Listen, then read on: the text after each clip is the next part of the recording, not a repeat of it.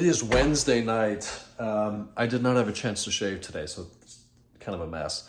Went to Enfuego tonight, caught Michael, Tiernan, and Jeff over there, had dinner with Larissa and Becca and Gary and Mike and myself. And we're back home tonight. I've been putting together records for the E60. I got all the little plastic paper holder things. I forget what they're called. I will give you a quick little look at that. So originally we had one binder, which was a 3-inch Amazon binder like this, and it was about 2/3 full.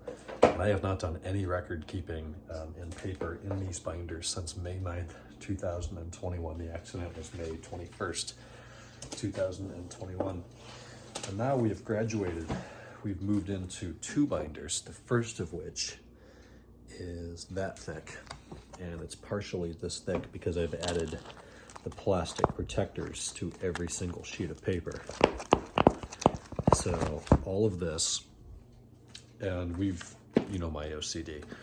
So any part that we've replaced due to the accident, the incident, is the real OEM explosion of what that part is. Let me flip the camera around, this will be way better. So any part that we've replaced on the car, we've printed out the real OEM explosion, highlighted the part, assigned this explosion is A, so part A5 is part number 5 on the A explosion. Anything that's highlighted, we have replaced.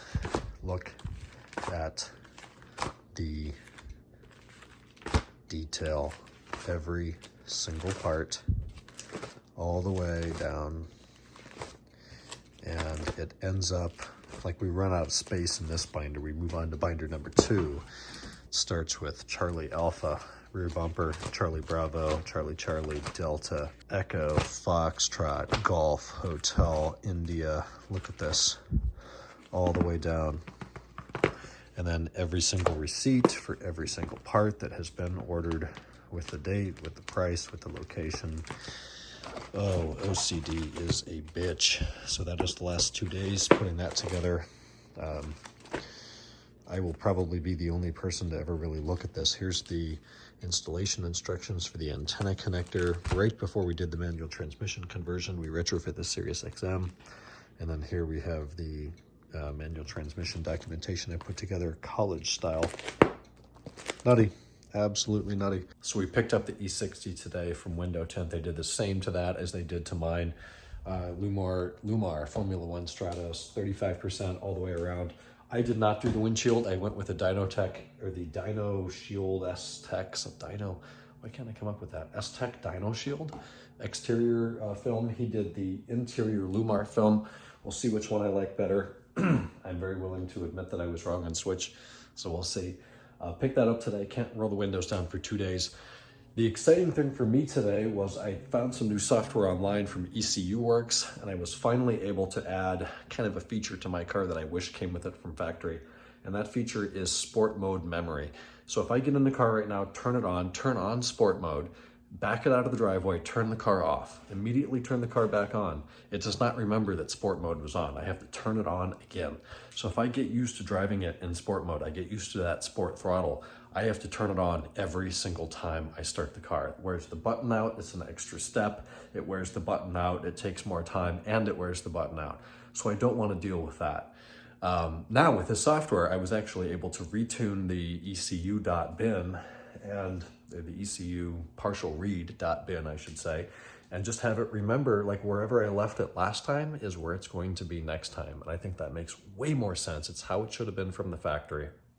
So if I'm driving with it on for a few weeks at a time, and this is usually how I do this, I'll get used to it on, I'll drive it with it on for a while, and then I decide, no, I don't want to do that. Let's use the steering servo in the other mode, and I'll drive with it off for a while.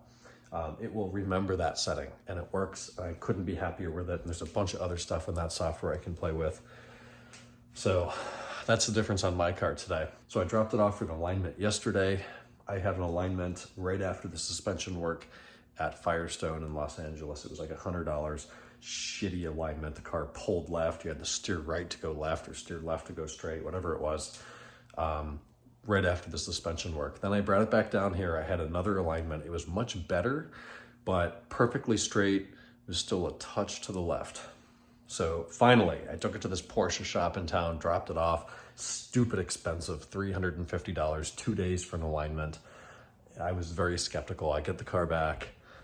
God, night and day. Total night and day difference. The car tracks straight, the steering feels nice and light, the wheels aren't fighting each other anymore.